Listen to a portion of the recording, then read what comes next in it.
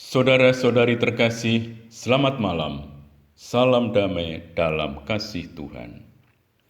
Para saudara, kita bersyukur malam ini Tuhan memberi kita waktu untuk menyatukan hati dalam Vigili ini. Meskipun kita berdoa dari rumah kita masing-masing, namun kiranya tidak mengurangi makna akan kesatuan hati yang kita bangun melalui doa ini. Saudara-saudari, sebagaimana kita sadari sekarang ini, budaya kematian tengah berkembang menjadi gaya hidup. Realitanya, yang kita lihat sekarang, kenakalan remaja, perceraian, tindakan asusila, kekerasan, dan sebagainya semakin marak. Semuanya menunjukkan bahwa kegelapan itu tetap menguasai hati manusia dan peperangan rohani itu sungguh ada dan nyata. Permintaan Tuhan tentang pentingnya doa dan pemulihan semakin mendesak. Juga di tengah situasi pandemi COVID-19 ini, terasa semakin mendesak bagi kita untuk bertekun dalam doa, untuk membuat silih demi segera berakhirnya pandemi ini dan pemulihan dunia. Ibarat sebuah perang, doa dan pemulihan adalah senjata-senjata yang dianugerahkan kepada kita oleh hati kudus Yesus dan hati tak bernoda Maria untuk memenangkan peperangan ini. Inilah persekutuan dua hati. Persekutuan dua hati, yakni persekutuan hati kudus Yesus dan hati tak bernoda Maria. Ini merupakan perjanjian cinta antara Tuhan dan manusia. Di dalam perjanjian lama, perjanjian cinta itu terjadi antara Yahweh dan orang Israel. Di dalam perjanjian baru, Tuhan dihadirkan dalam diri Yesus Kristus, sementara manusia ditampilkan oleh tubuh Kristus, yakni gereja, dengan perawan Maria sebagai modelnya. Mengapa hati? Hati adalah simbol dari keseluruhan pribadi manusia. Penggunaan istilah hati selaras dengan kitab suci dan tradisi gereja sejak zaman para bapa gereja. Maka menyebut persekutuan hati, yakni hati kudus Yesus dan hati tak bernoda Maria, pada hakikatnya sama dengan menyebut persekutuan Yesus dan Maria. Persekutuan ini tidak berarti menyejajarkan Maria dengan Yesus. Haruslah tetap diperhatikan bahwa Yesus adalah satu-satunya penyelamat, sedangkan Maria bertindak sebagai teladan sejati bagi manusia di dalam kerjasama dengan Tuhan untuk mewujudkan keselamatan. Dapat dikatakan bahwa persekutuan hati kudus Yesus dan hati tak bernoda Maria termasuk inti iman Kristiani. Dua misteri penting iman Kristiani, inkarnasi dan penyelamatan, tidak mungkin ada tanpa kerjasama Yesus dan Maria. Bagaimana persekutuan dua hati ditampilkan dalam inkarnasi? Untuk menyelamatkan manusia, Allah Putra menjadi manusia, dilahirkan oleh seorang perempuan dan sesuai dengan hukum Taurat. Pada saat Maria menerima kabar sukacita, ia menyatakan kesediaannya. Inkarnasi pribadi Allah Putra terjadi. Peran Maria sebagai rekan ilahi dalam karya penyelamatan sungguh unik. Sejak saat ia menerima kabar dari malaikat hingga peristiwa Yesus dipersembahkan di bait Allah, peristiwa Yesus tertinggal dan diketemukan di bait Allah, peristiwa pernikahan di Kana, peranan Maria yang tersembunyi namun kuat itu perlahan-lahan terungkap. Kita melihat bagaimana peranan itu dimeteraikan di kaki salib ketika Yesus sendiri mempercayakan Maria kepada murid yang dikasihinya sebagai wakil semua pengikutnya, yakni seluruh gereja.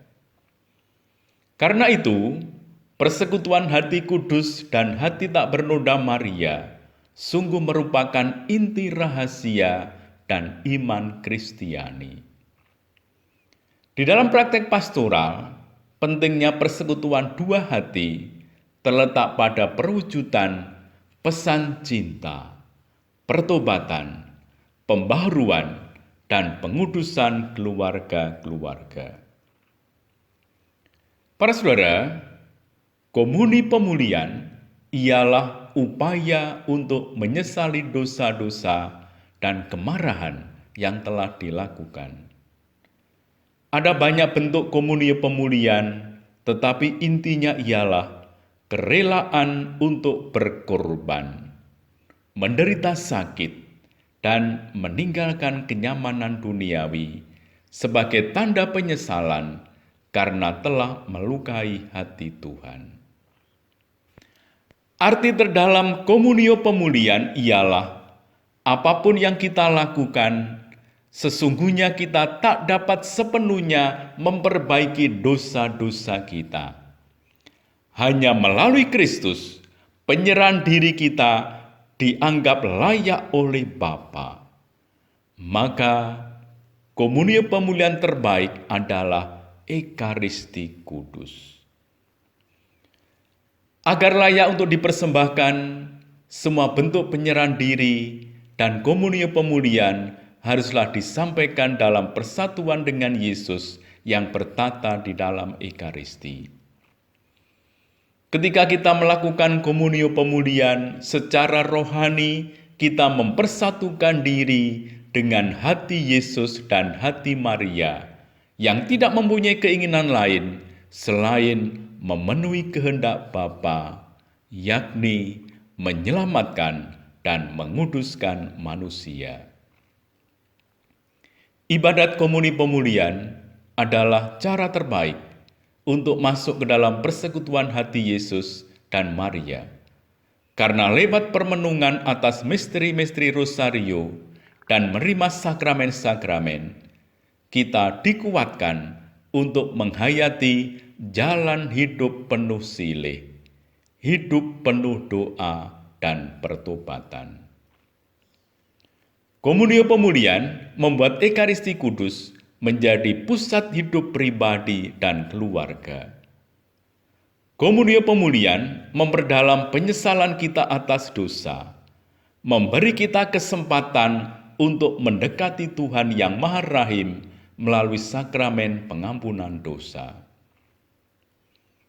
Santo Fransiskus de Sales menyatakan bahwa devosi ini sungguh benar dan haruslah berkembang ke pelayanan cinta. Barang siapa tertarik pada kekudusan yang lebih besar, akan berusaha mencari kesempurnaan pelayanan kasih dalam setiap hari. Hidup yang dijiwai oleh persekutuan dua hati menjamin pertumbuhan pelayanan cinta, baik di dalam keluarga maupun dalam masyarakat, melalui penghayatan komunio pemulihan. Begitu pula dalam simposium di Fatima tahun 1986, Paus Yohanes Paulus II, pendukung setia persekutuan dua hati, menyampaikan pesan kepada kaum beriman. Aku berdoa agar inisiatif ini akan membuat persekutuan hati Yesus dan Maria dipahami dengan lebih baik dan dihargai oleh umat Allah, dan dengan itu memperkenalkan devosi kepada hati Sang Putra dan Bundanya dengan cara yang unik. Para saudara, melalui dosa manusia pertama, iblis sudah bisa mencengkeram kita sampai batas tertentu, meskipun kita tetap bebas.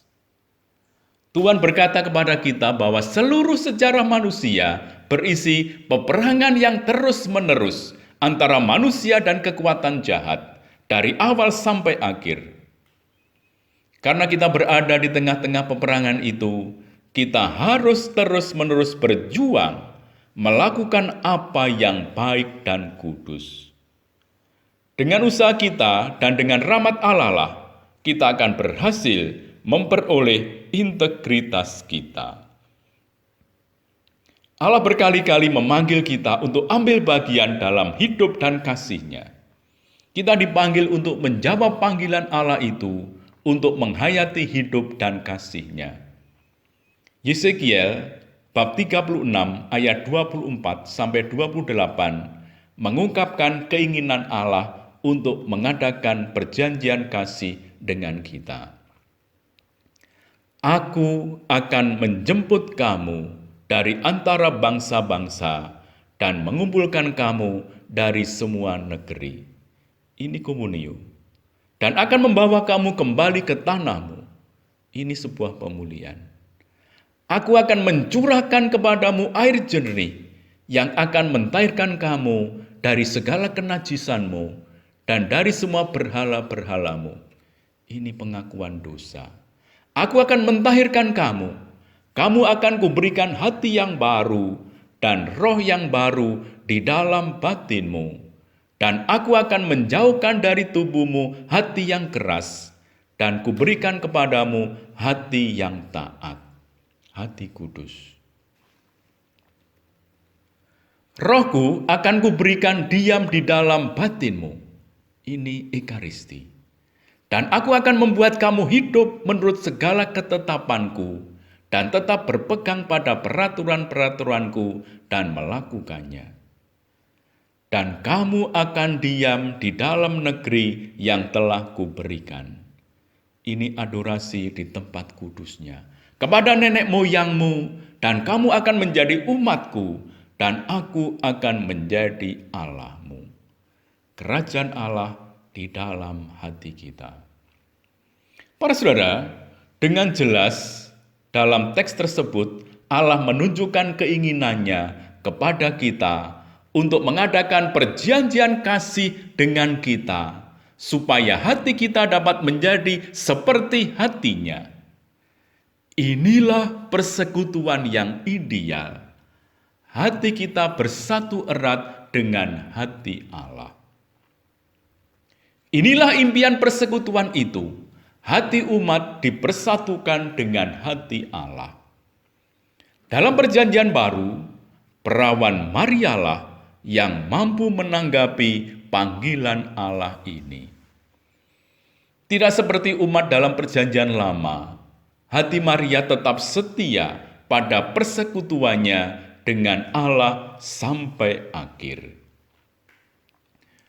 Jawaban Maria yang perawan, persembahan diri seutuhnya dalam menerima panggilan itu, merupakan ungkapan pribadinya yang paling mendalam.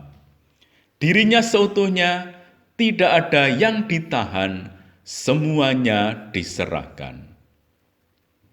Dalam pertemuan itu, misteri inkarnasi dimulai. Allah membutuhkan jawaban ya dari manusia, supaya menjadi manusia dan menyelamatkan umat manusia. Inti persekutuan Maria dan manusia ialah ketaatan sempurna Maria kepada kehendak Allah. Perjanjian Bunda Maria mewakili perjanjian semua orang dengan Allah. Kita semua dipanggil untuk meniru tanggapan Bunda Maria. Kita diundang untuk ambil bagian dalam kehidupan Allah. Seperti Maria, kita harus selalu hidup dalam hadirat-Nya dan melestarikan kehadiran itu di dalam diri kita. Karena iblis adalah bapa segala kebohongan, ia menggoda kita dan menghancurkan semua yang benar, baik dan indah. Pada akhirnya, banyak orang yang dibujuk sampai percaya bahwa tidak ada yang namanya kebaikan dan keindahan dalam hidup ini. Efek penipuan jahat ini ialah hati nurani kita yang makin lama makin tuli dan mengeras. Kita makin lemah dan mau kompromi, sehingga kadang-kadang kita tidak lagi melihat dosa sebagai dosa. Banyak orang yang sudah kehilangan rasa dosa, dan akibatnya mereka juga tidak lagi merasakan Allah. Moralitas juga dikompromikan. Penurunan nilai cepat sekali. Aturan tidak lagi ditaati, dan kita melihat diri kita sebagai Tuhan. Tujuan setan ialah membuat kita jauh dari Tuhan, supaya kita tidak menjawab ajakan Allah untuk menghayati kehidupan kasih-Nya, dan menipu kita untuk mengikuti jalan-jalan orang yang jahat dan tersesat. Bagaimana kita dapat menghindari siasatnya dan memenangkan peperangan rohani kita? Kita melakukannya dengan masuk ke dalam persekutuan hati Yesus dan Maria yang dilakukan dengan pengudusan. Ciri pertama dari pengudusan ialah penyerahan seluruh diri kita, terutama kehendak kita, daya jiwa yang tertinggi, kepada Allah dalam cara yang absolut, permanen, total, dan tanpa syarat. Ini juga berarti mengizinkan Yesus menjadi Raja dan Maria menjadi Ratu hidup kita. Persekutuan atau aliansi berarti menerima undangan kasih Allah. Hati selalu menjadi simbol dan tempat kasih. Persekutuan hati kudus dan hati Maria tak bernoda, pada dasarnya ialah persekutuan kasih. Melalui jawaban ya, Maria ialah orang pertama yang masuk ke dalam persekutuan kasih itu dengan sempurna. Ketika Maria menjawab ya kepada Allah, Maria tidak pernah menarik kembali komitmennya, bahkan pada saat anaknya Yesus sengsara dan wafat. Jawaban ya-nya adalah ketaatan terhadap kehendak Allah. Para saudara, meskipun orang tidak peduli lagi tentang Allah dan manusia, serta tersebarnya budaya kematian di dunia ini, adalah suatu realitas yang suram dan tidak kenal perasaan. Allah tidak pernah putus asa terhadap manusia. Ia terus-menerus menawarkan hidup kasih-Nya melalui hati kudus-Nya dan hati bundanya yang tak bernoda. Persekutuan dua hati adalah harapan bagi kita. Ini adalah panggilan Allah kepada manusia sebelum Ia datang kembali. Siapa akan menanggapinya? Orang yang menguduskan diri bagi Yesus dan Maria pasti akan diarahkan ke Ekaristi. Kehidupan Ekaristi ialah kehidupan kasih yang total, memberikan diri sendiri secara total, melayani secara total, dan berkorban secara total. Untuk menghancurkan cengkraman iblis, kita harus menghayati hidup komunio pemulihan. Komunio pemulihan mempunyai 4 unsur. Biasa disebut care, confession, adoration, rosary, dan Eucharis. Dengan mengikuti persekutuan hati Yesus dan Maria, orang diperbarui dengan hati yang baru, roh ketaatan baru terhadap hukum Allah. Hidupnya menjadi ekaristis karena sekarang Kristus menjadi pusat kehidupannya. Di Kalvarilah persekutuan itu dimeteraikan, dan darah yang keluar dari lambung Kristus melambangkan kurban ekaristinya.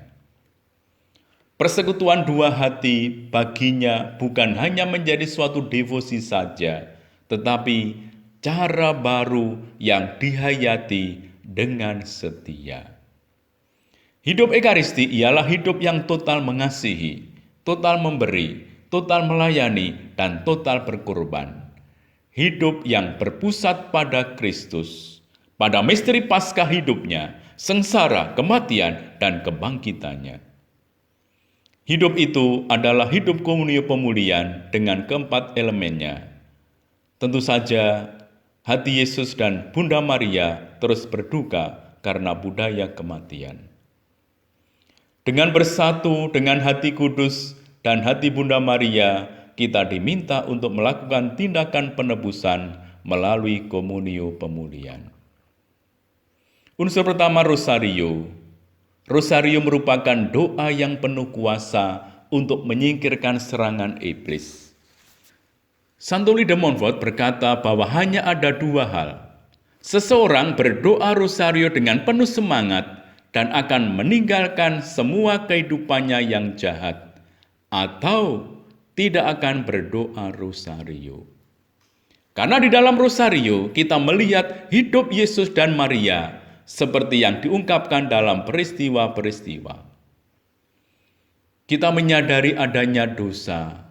Kalau kita merenungkan hidup Yesus dan Maria, kita melihat bahwa hidup mereka adalah hidup kudus. Suatu kehidupan yang sepenuhnya milik Allah, suatu kehidupan tanpa dosa. Melalui rosario, kita dilindungi dari banyak bahaya yang dicanangkan iblis dalam hidup kita. Tak heran kalau Padre Pio yang suci berkata, rosario ialah cambuk bagi iblis. Kedua, pengakuan dosa. Dosa ialah sebuah indikator atau petunjuk adanya iblis di dalam jiwa kita. Untuk mengatasi dosa, kita harus bisa memasang rasa akan Allah. Santo Yohanes Bosco pernah ditanya bagaimana ia dapat membentuk semua laki-laki yang diasuhnya dan bagaimana ia dapat membuat mereka merasakan Allah. Ia mengatakan bahwa semuanya itu disebabkan oleh sakramen pengakuan dosa. Pengakuan dosa membawa kita lebih dekat dengan Allah.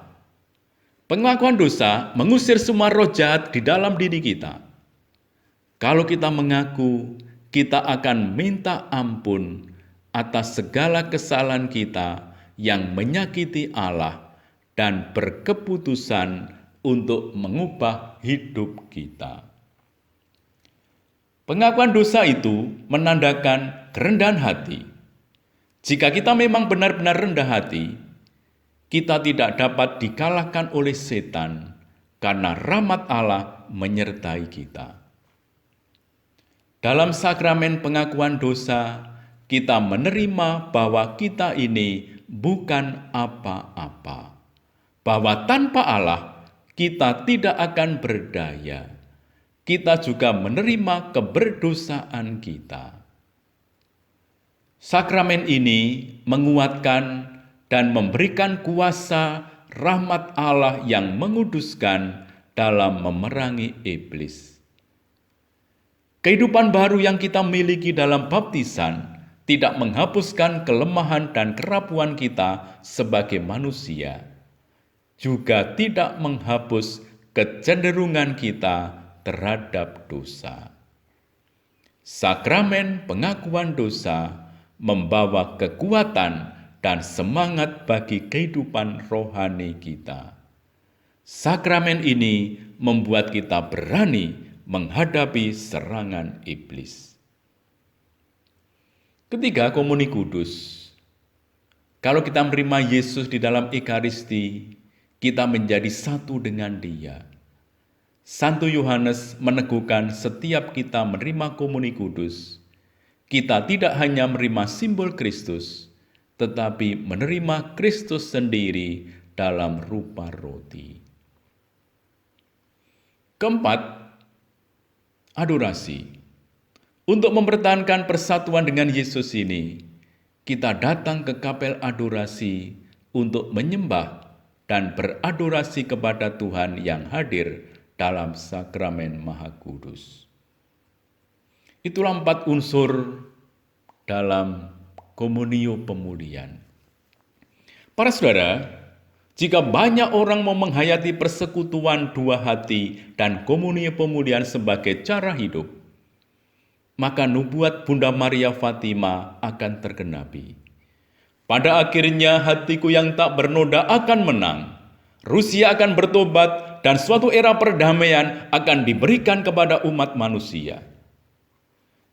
Ini adalah penggenapan nubuat Nabi Yesaya bab 11, di mana umat manusia hidup dalam damai sejahtera dan karunia-karunia Roh Kudus hidup dan aktif berkarya dalam kehidupan umat. Ini akan menjadi perwujudan penglihatan Nabi Yesekiel, suatu umat dengan hati yang baru, roh yang baru, hukum yang baru, dan taat kepada hukum Allah. Umat akan benar-benar menjadi umat Allah, dan Allah akan benar-benar menjadi Allah mereka. Engkau akan menjadi umatku, dan aku menjadi Allahmu. Inilah zaman damai sejahtera di bumi. Para saudara terkasih, di tengah situasi pandemi COVID-19 ini, marilah kita membuat silih untuk menyelamatkan dunia kita. Komunio pemulihan ini selalu menjadi harta gereja yang tersembunyi, yang sudah membawa pengaruh pada penyembuhan jasmani, moral, dan spiritual. Di tengah situasi pandemi COVID-19 ini, marilah kita bertekun dalam komunio pemulihan. Sebagaimana Raja Daud menyelamatkan rakyatnya dari penyakit sampar ketika ia mempersembahkan tindakan pemulihan di depan umum. Santo-santa zaman modern menyelamatkan kongregasi dan paroki melalui komunio pemulihan. Santo Yohanes Maria Vianney mempertobatkan seluruh paroki dengan mengajak mereka melakukan komunio pemulihan. Rosario, pengakuan dosa, komuni kudus, dan adorasi setiap hari. Dengan komuni pemulihan, Santo Yohanes Bosco mempertobatkan semua kelompok anak muda dari yang tidak punya hati sampai geng yang kejam. Kita sedang mengalami krisis budaya kematian. Sudah saatnya bagi kita untuk membuka senjata kita yang tersembunyi, yaitu komunio pemulihan. Sudah saatnya setiap orang melakukan tindakan pemulihan dan mempersembahkan diri kita untuk perjanjian kasih, hati kudus Yesus, dan hati Maria untuk menanggulangi krisis moral, spiritual, serta pandemi COVID-19 ini. Jika Yesus Kristus sendiri yang langsung meminta kita untuk melakukan pemulihan, dan Bunda Maria menampakkan diri di seluruh dunia untuk mengajak kita ikut serta dalam komunio pemulihan ini, bukankah seharusnya kita mendengarkannya sekarang? Hampir tidak ada waktu lagi. Kita harus banyak berdoa, bertobat, dan melakukan pemulihan. Saudara-saudari terkasih, selama bulan Mei ini, Bapa Suci Paus Fransiskus mendorong kita untuk mendoakan rosario di rumah masing-masing, untuk menemukan kembali keindahan berdoa rosario di rumah. Kita diundang untuk merenungkan wajah Kristus dengan hati Maria, Bunda kita, yang akan menjadikan kita semakin bersatu sebagai sebuah keluarga rohani, dan akan membantu kita mengatasi masa pencobaan ini. Di akhir doa rosario, Bapa Suci mengajak kita mendaraskan doa ini. Kami berkibar menuju perlindungan-Mu, wahai Santa Bunda Allah. Dalam situasi tragis saat ini, ketika seluruh dunia menjadi mangsa penderitaan dan kecemasan, kami berkibar menuju Engkau, Bunda Allah dan Bunda kami, serta mencari perlindungan-Mu. Perawan Maria, liriklah kami dengan penuh belas kasih di tengah pandemi virus corona ini. Hiburlah orang-orang yang putus asa dan meratapi meninggalnya orang-orang yang mereka cintai, dan kadang-kadang dimakamkan dengan cara yang membuat mereka sangat sedih. Dekatkanlah dengan mereka yang merawat orang-orang tercinta mereka yang sedang sakit dan yang untuk mencegah penyebaran penyakit tidak bisa dekat dengan mereka. Penuhilah dengan harapan orang-orang yang bermasalah dengan ketidakpastian akan masa depan, serta akibatnya bagi ekonomi dan pekerjaan. Bunda Allah dan Bunda kami, doakanlah kami kepada Allah, Bapa yang penuh belas kasih, agar penderitaan besar ini dapat segera berakhir, serta harapan dan kedamaian dapat muncul kembali. Mohonkanlah bersama putra ilahimu seperti yang Engkau lakukan di Kana, sehingga para keluarga orang sakit dan para korban terhibur, serta mereka membuka hati untuk yakin dan percaya. Lindungilah para dokter, para perawat, para petugas kesehatan, dan para sukarelawan yang berada di garis depan keadaan darurat ini, dan mempertaruhkan hidup mereka untuk menyelamatkan orang lain. Dukunglah upaya kepahlawanan mereka, dan berikanlah mereka kekuatan, kemurahan hati, dan kesehatan yang tiada henti. Dekatkanlah dengan mereka yang siang malam membantu orang sakit, dan dengan para imam yang dalam keprihatinan pastoral dan kesetiaan mereka terhadap Injil, berusaha untuk membantu dan mendukung setiap orang. Santa Perawan, terangilah pikiran pria dan wanita yang terlibat dalam penelitian ilmiah, agar mereka dapat menemukan solusi yang efektif untuk mengatasi virus ini. Dukunglah para pemimpin negara agar dengan kebijaksanaan, perhatian, dan kemurahan hati, mereka dapat membantu orang-orang yang kekurangan kebutuhan hidup yang dasariah, serta dapat merancang penyelesaian sosial dan ekonomi yang terilhami pandangan jauh ke depan dan kesetia kawanan. Santa Maria, kobarkanlah hati nurani kami, sehingga dana besar yang diinvestasikan untuk mengembangkan dan menimbun senjata dapat dipergunakan untuk menggalakkan penelitian yang efektif tentang bagaimana mencegah tragedi serupa yang terjadi di masa depan. Bunda yang terkasih, bantulah kami menyadari bahwa kami semua adalah anggota-anggota dari satu keluarga besar dan mengenali ikatan yang mempersatukan kami, sehingga dalam semangat persaudaraan dan kesetiakawanan, kami dapat membantu meringankan banyak situasi kemiskinan dan kekurangan. Kuatkanlah kami dalam iman, tekun dalam pelayanan, berkesinambungan dalam doa. Maria, penghiburan orang-orang yang menderita, dalam kesusahan rangkullah semua anak-anak-Mu, dan doakanlah agar Allah sudi mengulurkan tangannya yang sangat berkuasa, dan bebaskanlah kami dari pandemi yang mengerikan ini, sehingga kehidupan dapat dengan tenang melanjutkan perjalanannya seperti biasa.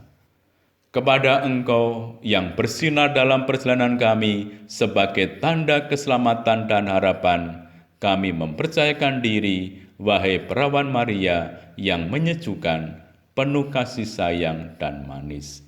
Amin. Salam Maria, penuh rahmat Tuhan sertamu, terpujilah Engkau di antara wanita, dan terpujilah buah tubuhmu Yesus. Santa Maria Bunda Allah, doakanlah kami yang berdosa ini, sekarang dan waktu kami mati. Amin. Kemuliaan kepada Bapa dan Putra dan Roh Kudus, seperti pada permulaan, sekarang, selalu, dan sepanjang segala abad. Amin. Terpujilah namamu, Yesus, Maria, dan Santo Yosef, untuk selama-lamanya. Dalam nama Bapa dan Putra dan Roh Kudus. Amin.